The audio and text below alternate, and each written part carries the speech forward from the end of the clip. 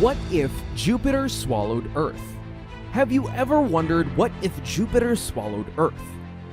The game for Earth is of course over. It is very likely that it will be hotter than the Sun for several days because in Jupiter's upper layers, a lot of kinetic energy from organized motion is converted into disordered noise, and this heats up into X-rays and heats the closest layer to a blue-white glow.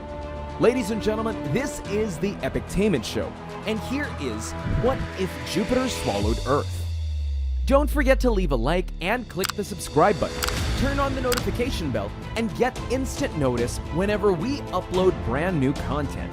Ready, set, go.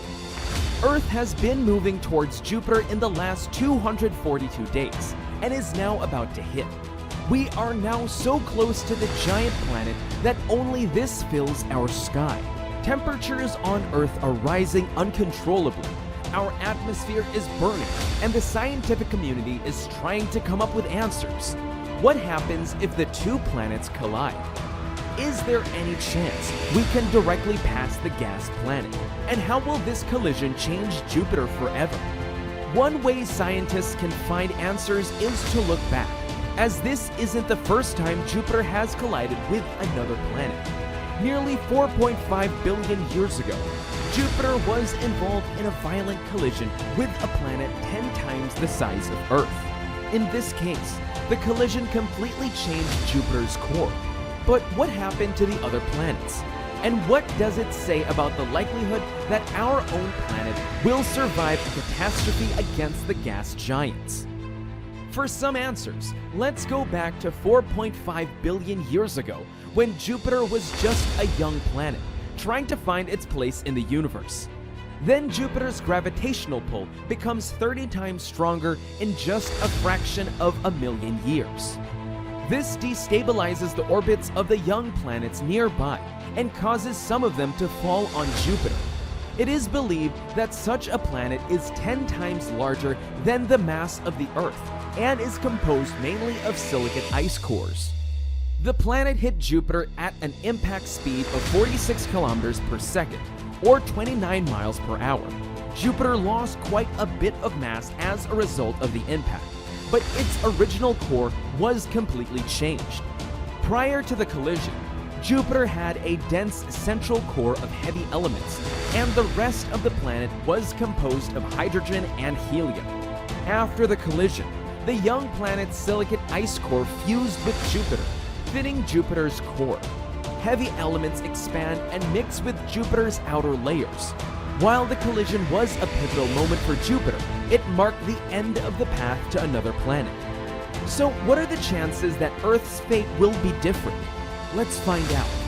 Earth orbits the Sun at an average of 29.78 kilometers per second, or 18.5 miles per second. At this speed, if Earth just left its orbit around the Sun and headed straight for Jupiter, it would take about 242 days to get there. During our journey, Jupiter will shine like a bright star that rises day after day, hour after hour. On day 6, Jupiter will appear as bright as our moon. We will soon realize that our daylight is fading. We will get about 50% of our normal sunlight when we reach the orbit of Mars. Fortunately for us, Earth's atmosphere will act as a buffer, so we won't feel the cold right away. However, this will only take a while, so you should invest in heavy winter gear. As an illustration, the surface of Mars has a temperature of -63 degrees, so this is the main thing to look forward to. After passing through the orbit of Mars, we will pass through the asteroid belt. We will see beautiful meteor showers light up the sky, but we also run the risk of colliding with other meteorites. So let's move on.